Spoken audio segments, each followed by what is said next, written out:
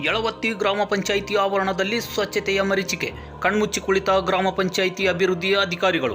ಹೌದು, ಗದಗ ಜಿಲ್ಲೆ ಲಕ್ಷ್ಮೇಶ್ವರ ತಾಲೂಕಿನ ಯಳವತ್ತಿ ಗ್ರಾಮ ಪಂಚಾಯಿತಿ ಆವರಣದಲ್ಲಿ ಸ್ವಚ್ಛತೆ ಎನ್ನುವುದು ಮರೀಚಿಕೆಯಾಗಿದೆ.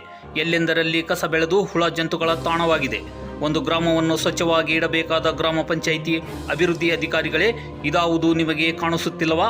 ಅಥವಾ ಇದೇನು ನಮ್ಮ ಆಸ್ತಿಯಲ್ಲ, ನಾವೇಕೆ ಸ್ವಚ್ಛತೆಯನ್ನು ಕಾಪಾಡಿಕೊಳ್ಳಬೇಕು ಎನ್ನುವ ನಿರ್ಲಕ್ಷ್ಯವ?